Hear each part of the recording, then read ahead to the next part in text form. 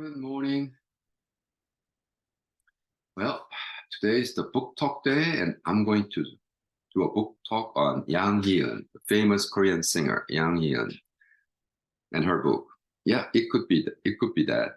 It could 그럴 수 있어. Yeah, it can be. So, Father, give me insight into this book, so my daily gospel brothers and sisters could get something from, although some of them will never read Korean books. It will be a wonderful experience of experiencing Korean book through daily gospel in Jesus' name. Well, I don't know if she's Christian, but she lived a very rock solid life. She became singer in 1971 with Morning Dew, 아침 이슬, Morning Dew. Boy, beautiful. Her voice was legendary. Very crystal clear, so pure, so innocent voice. Morning Dew. Listen, Hee Un. Type it up in YouTube. You get to, wow. She's been singer for 53 years. And she writes, this is several essay books she wrote. I realized she's a fantastic writer. Fantastic writer. Because she still writes music. She writes lyrics. So she's very, very, very good. This book was published 2023 June. By September already, 5th public printing. So, it's bestseller already. One of the most surprising thing I learned from this book is that ever since she was young, she wanted to be a comedian. She wants to make people laugh. But because she has this incredible, she has stage fright, so strong. At 53 years into life as a singer, she still has stage fright. She said she couldn't overcome it. I'm like, are you kidding me? What? That's crazy. That's why she has a lot of friends who's a comedian and professional comedian, and they travel together. And she talks about going to Fukuoka in Japan and how every man and woman needs a cave when you need to be alone. Dedicate a place where you could be alone and process. The man cave, and I do that almost daily because I got man cave. My wife complains like, "You're home, but I don't see you." I'm in there like 13 hours a day. So, but anyways, she writes and she just starts off beautifully. Talks about how she loves to go the public sauna early in the morning.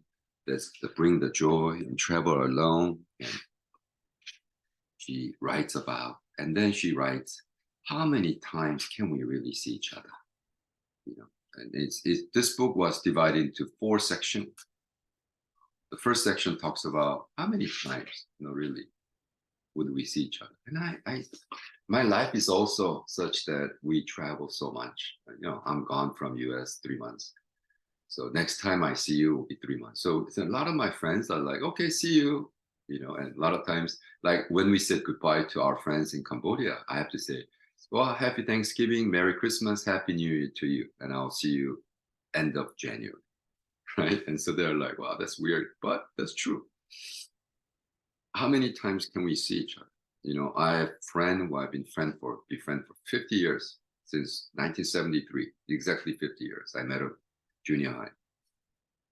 I had to bury him at the beginning of this month, and so, or beginning of October. And it's so sad. And he lived in Cambodia for 4 years. And I'm thinking, how many times, no, really, did I actually get to see him? Once I get to Phnom Penh, we'll have a lunch and, we'll have tea. But then within the 2-3 months, maybe I'll see 2-3 times. That's it. I'm busy, he's busy. And so 4 years, we probably saw each other 25 times.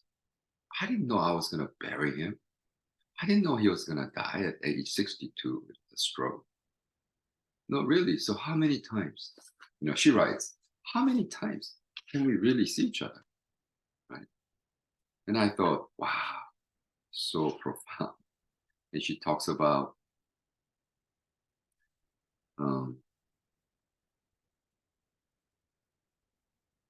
how her friends all of a sudden went to hospital. And she writes, how many times can we really see each other? She said that my friend left like that 10 years ago, but it has brought so much pain and scar. And she said, I wish I met her more often, you know. And that's exactly how I feel. I'm like, wow, I wish I met him more often and make effort to meet him every week. At least if I knew he's gonna be gone at age 62, I should have met him every week. At least I could say, yeah, we met 100 times. And she writes, my stage fright has kept me from stage, and that's why instead of singing on stage, she became a DJ. And she is a singer that she sang for 53 years, and with her younger sister, they do kind of a small theater musical, and she's been a phenomenal legend. That. So what happens is that 71 she published, and then her song becomes anti-government song, and so she ended up coming to America and live just a normal life, as an immigrant for many, many, many, many years. And eventually her passion for songwriting led her back to Korea with her husband, and now she's been singing, and yeah, and she is such a wonderful example of how rock star could be corrupted, and their own fame becomes the reason for their corruption and their ruin, and they get into all kinds of stupid, like drug and scandal. But she's just it's like a normal next door neighbor kind of lady. She writes, 1971 August, the early morning dew has become. She records it and she forgets about it. She doesn't really think too much of it because the song was given to her from a Seoul University fourth year, some guy, and she just sang it, recorded it, and through word of mouth. In those days, you don't really make money, you don't take royalties. And then she said she was in her high school, in crowded high school bus, and she heard her song, her voice, through the bus speaker, and she said the chills came over her, and she thought, what the heck happened? Why am I hearing my own song at a high school bus going to her high school? But it just changed everything, her life. And it has become anti-government music. It was banned from the government by government because Park Chung-hee, the dictator part, said it brings out, arouse young people. We will arise, said, and so it has been banned. And for many, many, many decades later, 30, 40 years later, 2016, at Gwanghwamun, hundreds of thousands of candlelight, they were singing Morning Dew against the dictator Park's daughter's regime. Wow, talk about that. Talk about making a full circle. Dictator Park banned that music because he was afraid that music will bring people together and riot against his regime. So it was banned for many, many decades.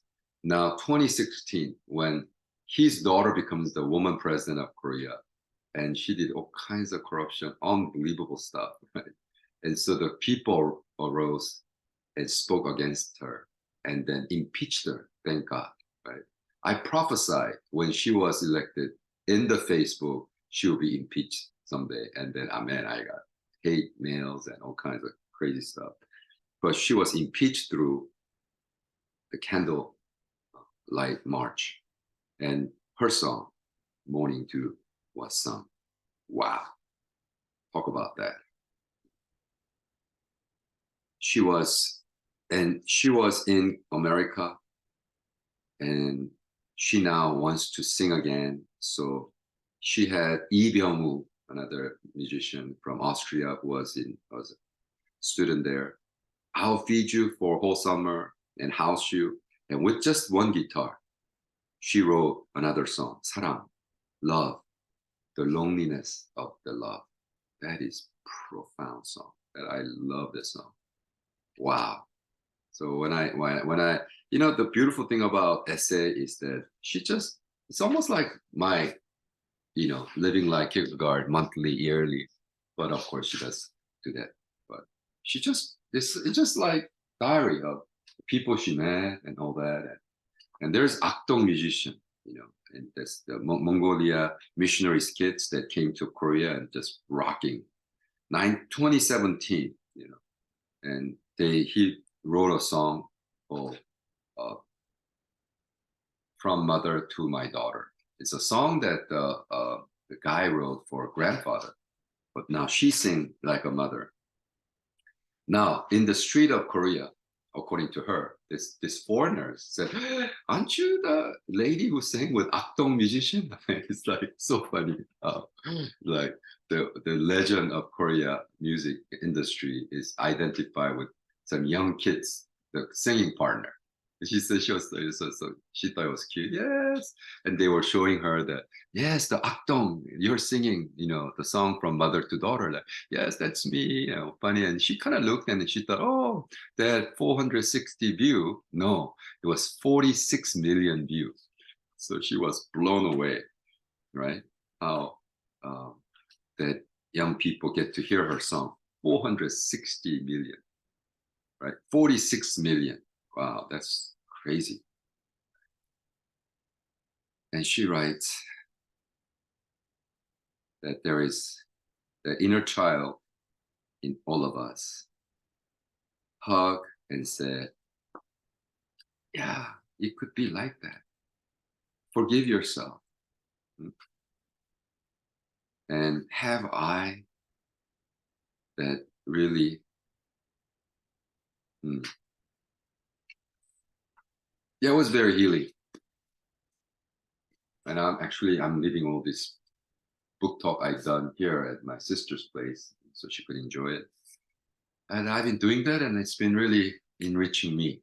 I read a book if I like it, and I do a book talk, and then I give it away. I don't want to keep it in my book. No one, and I rather have my book that I spend money on to be read by someone and enjoyed. And maybe they could hear my book talk and say, "Wow, okay, I want to amplify the joy of." Lord bless you. See you tomorrow. Mwah.